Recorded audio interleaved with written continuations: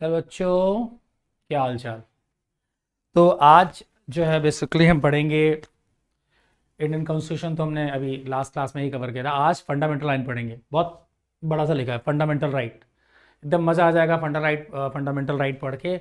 और fundamental right पढ़ने के साथ साथ उसके आर्टिकल्स को भी साथ में याद करेंगे। कौन से आर्टिकल्स किस में आते हैं, कौन से आर्टिकल्स में क्या आता है, ये सारी चीज़ों को देखेंगे स्टेप बाय स्टेप।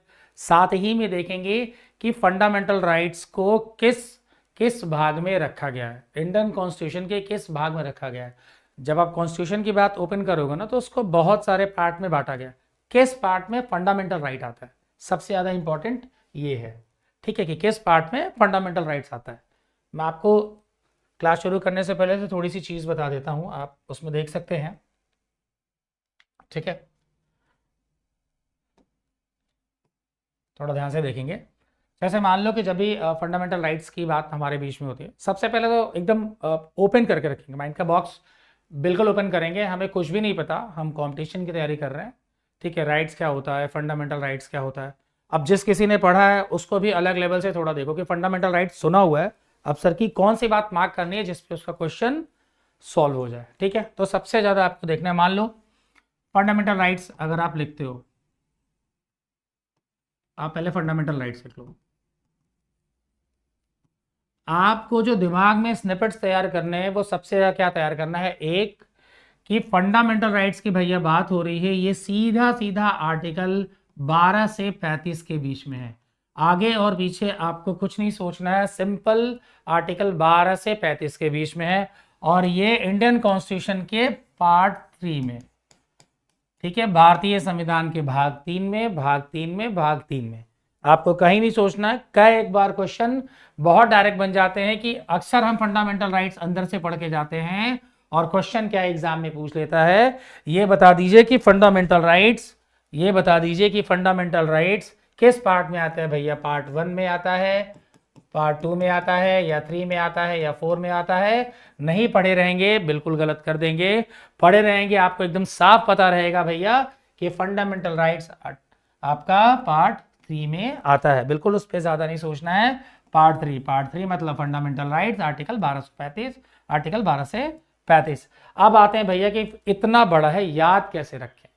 इसे याद भी रखना है, सबसे बड़ी हेडेक तो यही कि इसको याद रखना है। याद भी रखना है, क्वेश्चन भी सॉल्व करना है। याद रखना है, क्वेश्चन सॉल्व करना है, और एग्जाम क्रैक भी करना है। तो तीनों टास्क अपने आप में ना एक बहुत बड़ा है, बहुत बड़ा चैलेंज है कि आपको चलना कैसे। तो सबसे सिंपल पहले ना याद रखने की कोशिश करें। ठीक है, याद हम कैसे रख सकते हैं, सबसे पहले हम उसको देखेंगे।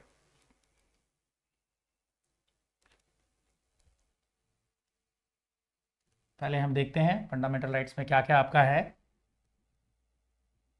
ठीक है, यहां पे तो सीधा फंडामेंटल राइट्स आपका 14 से शुरू है और हमने 30 पे खत्म किया है। 12 से 35 हमने बोला था। 12 और 13 आपको पहले मैं बता दे रहा हूं, जो बहुत इंपॉर्टेंट है, थोड़ा सा जान लीजिए।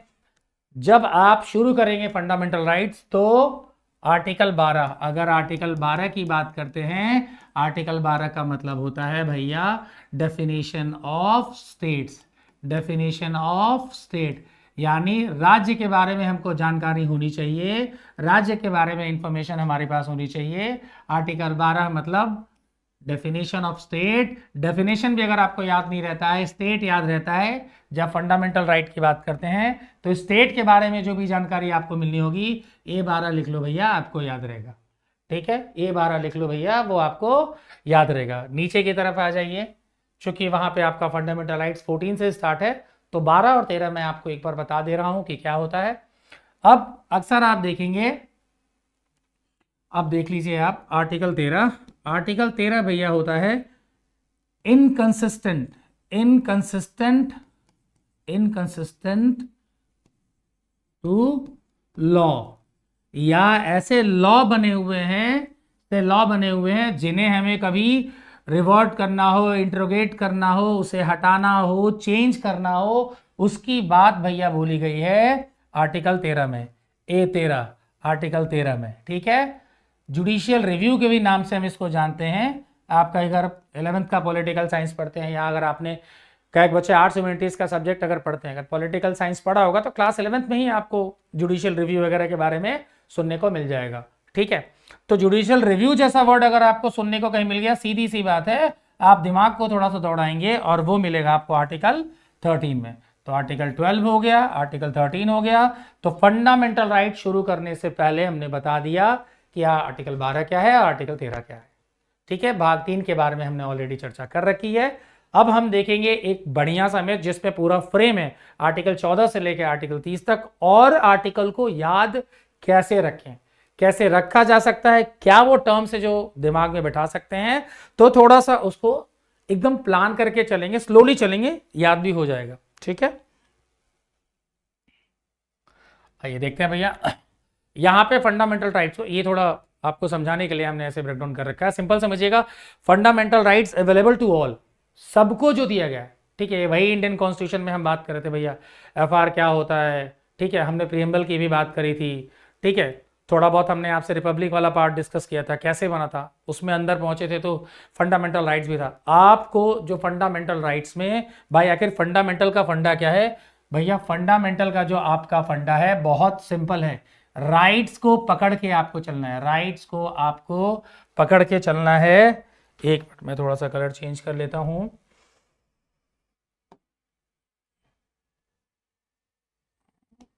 ग्रे आपको दिखेगा। ठीक है, राइट्स को थोड़ा सा पकड़ के चलना है। ठीक है, आपको ब्लिंक कर रहा होगा, कोई चैलेंज होगा तो हम अगले पेज पे उसको ले जाके बता देंगे। यहाँ पे फंडामेंटल राइट्स में आर्टिकल 14, तो आर्टिकल 14 माफ करिएगा, एक सेकेंड, ये हम ले लेते हैं और ठीक है, यहाँ पे ठीक है वो कवर हो गया, उसको अभी आपको देखने की जरूरत है। आर्टिकल 14, तो सिंपल आर्टिकल 14, आर्टिकल 14 क्या कहता है भैया, equal before the law, equal before the law and equal protection of the law. आपको इधर की जितनी चीजें याद रखनी है, ठीक है, जो अवेलेबल टू ऑल है। हालांकि 14 से लेके 18 तक का पूरा एक टर्म होता है, जैसे हम थोड़ा बड़े कंपटीशन लेवल के लिए अगर प्रिपेयर करते हैं यूपीएससी या स्टेट पीसीएस के लिए तो बड़ा फिक्स करते हैं। बेसिक लेवल एग्जाम के लिए जब हम प्रिपेयर करेंगे ना तो सिंगल सिंगल लेके चलेंगे, क्योंकि एक टकिया एग्जाम बोलते हैं हम, एक जैसा, बस सिंगल लाइन क्वेश्चन पूछ ले, डायरेक्ट पूछ लेगा इक्वलिटी बिफोर द लॉ, भैया किस आर्टिकल में है, 14, 15, 16, 17, काम गड़बड़ हो जाता है। तो थोड़ा लाइन से खिट्रिक करेंगे याद रखने के लिए।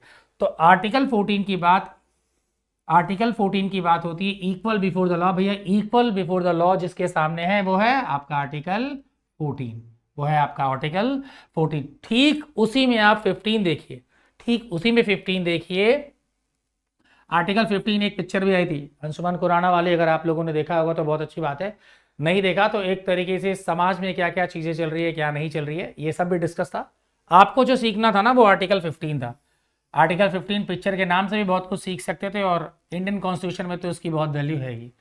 तो सीधा बोलता है right against the discrimination, right against the discrimination on the grounds of religion, race, caste, sex और प्लेस ऑफ बर्थ। एग्जाम में अक्सर आप देखेंगे यही वाले पॉइंट डायरेक्ट उठ के पेपर में चले जाते हैं और सिंपल पूछ लेता है कि भैया कौन सा आर्टिकल इसमें लगेगा या कौन सा आर्टिकल होगा, आर्टिकल 14, आर्टिकल 15, 16, 17, सिंपल पूछ लेगा तो आप हो जाएंगे परेशान और आपको नहीं आएगा। तो कम से कम आपको ये याद रखना पड़ेगा भैया आर्टिकल 14 वाला की ट्रिक हमको इक्वल बिफोर ला के सामने ले जाता है, तो आर्टिकल 15 हमको अंशुमान खुराना की याद दिलाता है। अब अंशुमान खुराना की बात होती तो वहां पे बोला गया था कि राइट अगेंस्ट द डिस्क्रिमिनेशन, यानी डिस्क्रिमिनेट, ठीक है, किसी भी ग्राउंड पे परेशान ना किया जाए, डिस्क्रिमिनेट ना किया जाए, कोई जबरदस्ती हमारे साथ ना करे उन चीजों को लेके, तो भैया हमारा राइट है किसी भी डिस्क्रिमिनेशन के अगेंस्ट, किसी भी type, article 15 right against discrimination, सीधा आर्टिकल 15 कॉम्पिटिशन एग्जाम के हिसाब से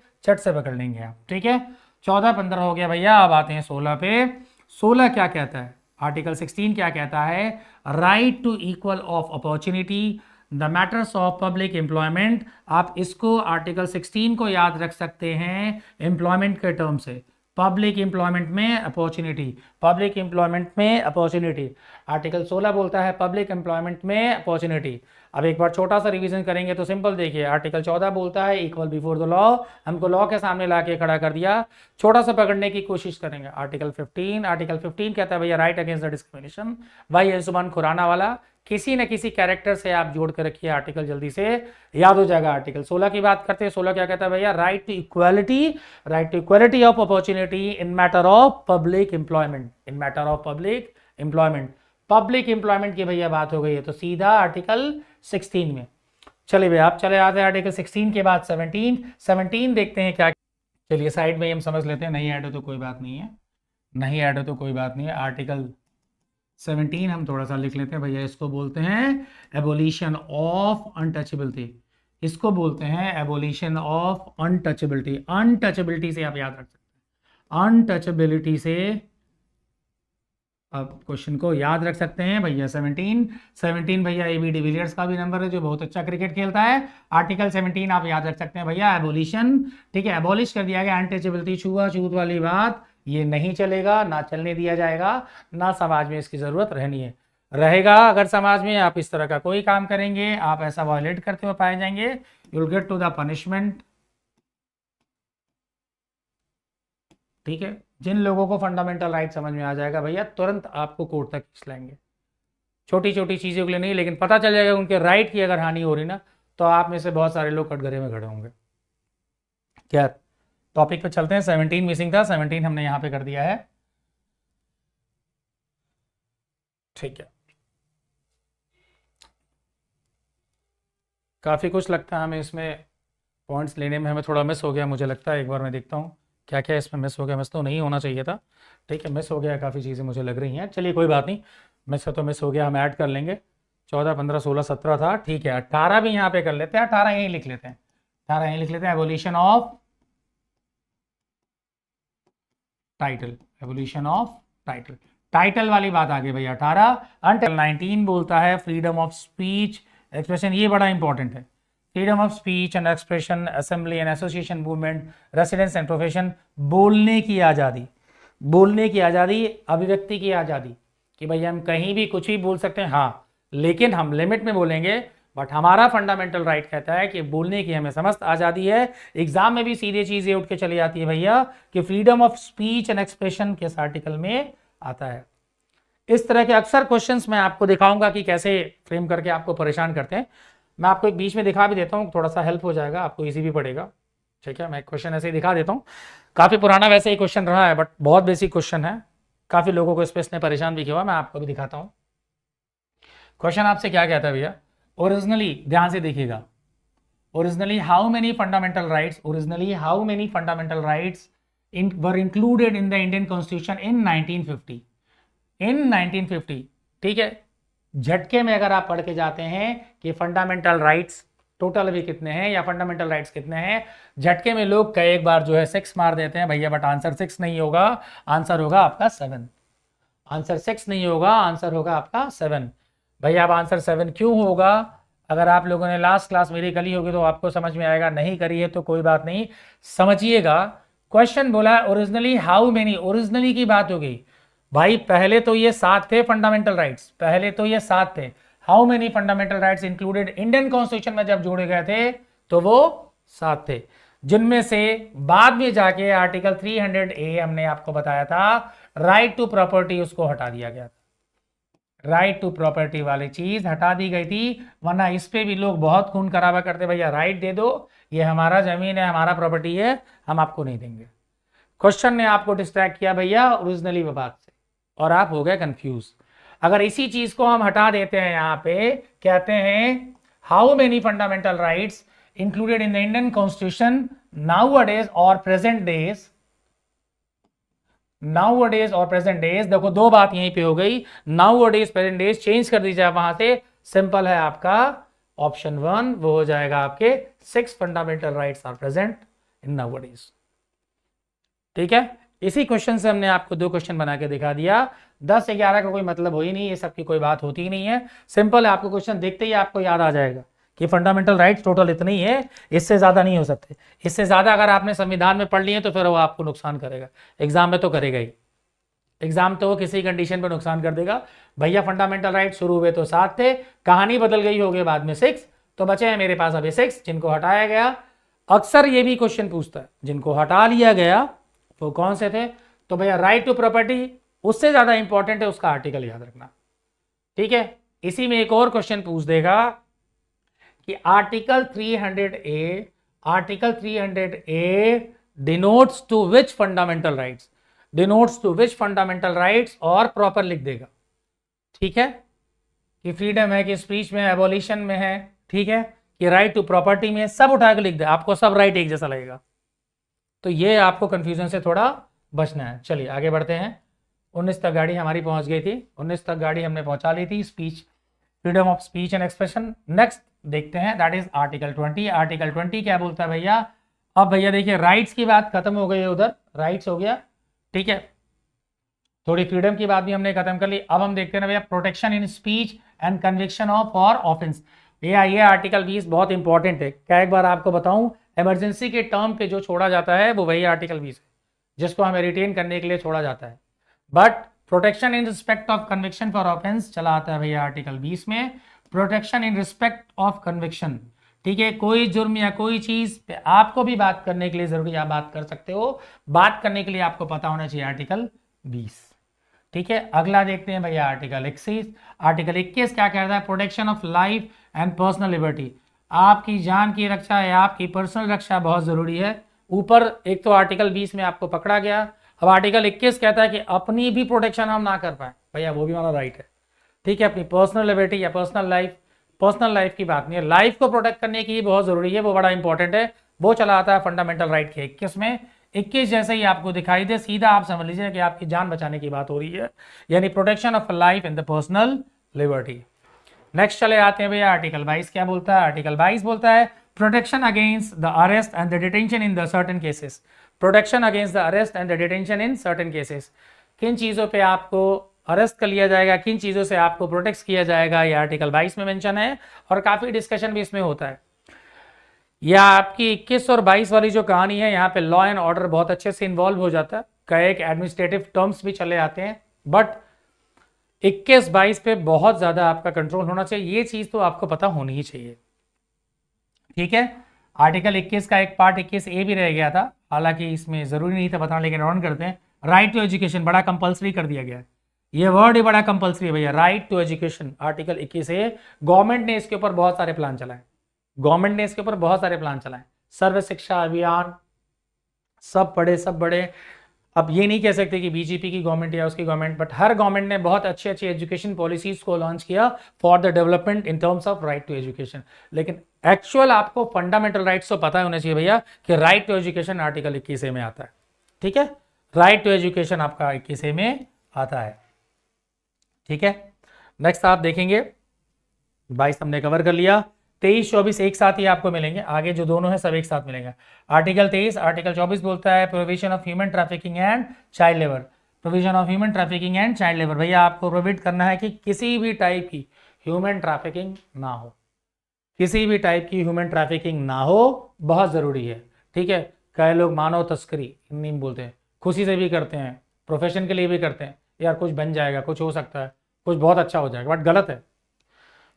ठीक है, प्रोहिबिटेड है ये, जहां प्रोहिबिटेड वर्ड लग गया आपको बचना है, जहां प्रोहिबिशन लग गया आपको याद रखना है कि प्रोहिबिटेड वाली कोई बात होगी भैया तो वो आर्टिकल 23-24 में आएगी, किसी न किसी को तो बचाना ही है। ठीक है, 23-24 के बाद अब जितने रिलीजियस रिफॉर्म्स हम देखते हैं आर्टिकल 25 से लेकर 28 तक, जितने भी रिलीजियस रिफॉर्म्स या रिलीजियस फ्रीडम्स या religious activity, religious institutions, all terms comes in the article 25 से लेकर आर्टिकल 28 तक। थोड़ा शॉर्ट में यहाँ पे कवर कर दिया है, बट डिटेल में बता दूंगा। ठीक है, आर्टिकल 25 से आर्टिकल 28 सीधा religious freedoms, religious educations, religious demarcations, सब कुछ इसमें आएगा। हिंदी में आएंगे तो धार्मिक प्रचार, धार्मिक संगठन, ठीक है, धार्मिक तरीके से चीजों को प्रेजेंट करने के लिए भी आपको राइट मिला हुआ है, वो आर्टिकल 25 से आर्टिकल 28 में। ठीक है, last but not the least, ठीक है, आर्टिकल 29 और आर्टिकल 30 कल्चरल एजुकेशनल राइट है। कल्चर की बात और एजुकेशन की बात आपके आर्टिकल 29 और आर्टिकल 30 में बोली गई है, आर्टिकल 29 और आर्टिकल 30 में बोली गई है भैया कल्चरल एजुकेशनल राइट भी देना जरूरी है। नहीं पढ़ेंगे तो पता ही नहीं होगा कि क्या हमारा कल्चर है, क्या चल रहा है। एजुकेशनल राइट्स क्यों होना चाहिए? पढ़ने का अधिकार होना चाहिए। एक तो वहां शिक्षा देने का अधिकार है, आपको लेने जाना है उसका भी अधिकार आपके पास है। कहीं भी किसी भी टाइप पे कोई एडमिशन लेने से आपको रोक नहीं सकता है, चाहे वो किसी भी कम्युनिटी का हो, किसी भी धर्म का हो, किसी भी रिलीजियस कंटेक्स्ट का हो, वो कहीं भी एडमिशन ले सकता है। ठीक है, एक क्वेश्चन थोड़ा सा देखते हैं। एक क्वेश्चन तो हमने देखा था, एक और देखते हैं। ठीक है, बड़ा बढ़िया क्वेश्चन है। अभी आपको मैंने हाल ही में बताया था कि आर्टिकल 300A वाला आप पकड़ पाते हैं। देखिए, which fundamental right was deleted, बड़ा गजब का क्वेश्चन है। Which fundamental right was deleted by 44th amendment act in 1970 ये अपने आप में ही एक रिमार्केबल है, आप इसको याद रख सकते हैं। क्वेश्चन घुमा लेता है। Which fundamental right was deleted by the 44th amendment act in 1978 from the list of fundamental rights? भैया कोई नहीं है, वो सिर्फ राइट टू प्रॉपर्टी है, जिसकी कहानी हम अभी बात कर रहे थे, आर्टिकल 300A। ये भाई है आर्टिकल 300A। कहीं पे कुछ सोचने की जरूरत नहीं है, बाकी सब तो ऑलरेडी एग्जिस्टेबल है, नन ऑफ देम का कोई मतलब ही नहीं है। राइट टू प्रॉपर्टी सोचना ही नहीं है जिनको हटाया है।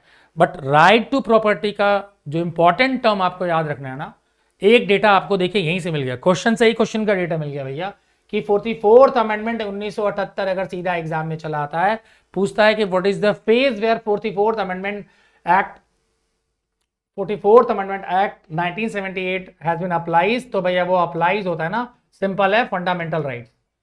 क्वेश्चन परेशान करने के लिए फंडामेंटल राइट्स डीपीएसपी आपको दे देगा, पंचायती राज दे देगा, जुडिशियल सिस्टम दे देगा। तो भैया 44th अमेंडमेंट एक्ट 1978 कहता है भैया सिंपल फंडामेंटल राइट में एक बदलाव हुआ था, एक राइट टू प्रॉपर्टी है जिसको डिलीट कर दिया गया था, जिसको डिलीट कर दिया गया। ठीक है, तो वहां पे आपने पूरी कहानी बहुत अच्छे से समझी भैया कि क्या होता है कॉन्स्टिट्यूशन का फंडामेंटल राइट। साथ में आपने 2 क्वेश्चन भी देखे, 2 क्या 2 से हमने 6 क्वेश्चन को समझे।